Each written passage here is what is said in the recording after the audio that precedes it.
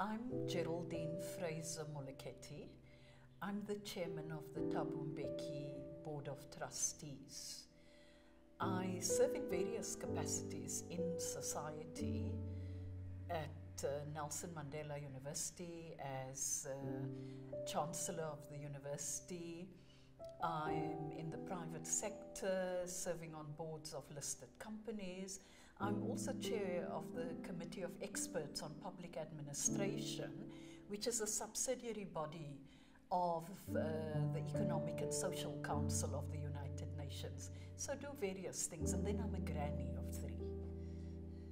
So I've known Mamzanele Mbeki since the early 80s, and we met in different capacities, and she had always been involved in some way in giving support, in really testing and pushing the boundaries around the women's question in the African National Congress. And I had served in different capacities and different formations of the African National Congress, and that was where we sort of cross-sected during the 80s.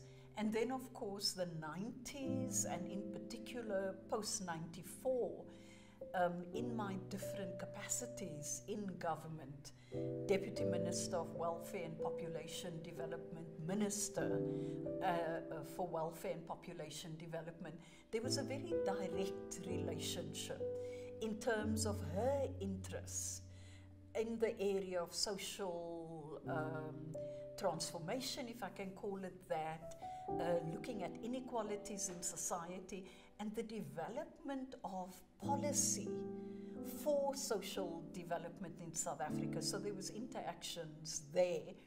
The fight to ensure inclusion of women, and particularly financial inclusion of women, was clearly something she put high on the agenda in the early 90s.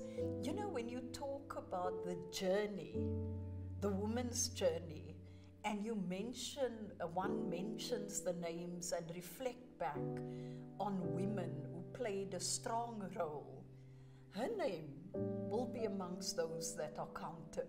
And this includes the name of Mam Gertrude Chopé and Dr. Freni Genwala and various others. Because look, after all, the march towards gender equality, and that march is not over yet, was a march that also captured women coming from all walks of life. No woman should make a choice when there's hunger and lack of food.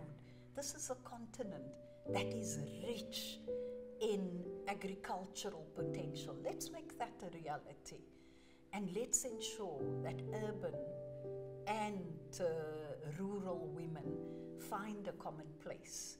And we can only do that if we also have a home where all women can come to on a pilgrimage. And that will be the Thabo Mbeki Leadership Center, the library. Within that, there will be a dome that's a women's development center. And every woman on this continent will know this is a space to come in, a space to debate in, a space to contribute to, a space to feel part of, a space to be safe in, and to break boundaries around knowledge development. Because we have amazing women on this continent.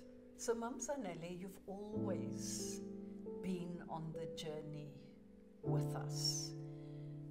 When we were much younger women and we were in the trenches of the ANC in different capacities. I was in Umkhonto weSizwe at a point in time, and I knew you were there somewhere at moments of great difficulty, moments when there was grief, and you came. And you came in a way where you didn't want to be intrusive, and yet you were present. You showed us it's possible to engage vociferously on difficult questions without being loud, but being present and really being in incisive in how we take it forward. So you were that aunt, the aunt I could come to when my mother passed away, the aunt I came to when my first grandson was born, and you put the silver pebble in his hand, actually the silver acorn, meant a lot to me. It was very special. And you were there with the marriages as well, because you were there without this being planned. You were there at my wedding, a wedding celebration that I actually gate-crashed in 1983. So thank you for being on that journey.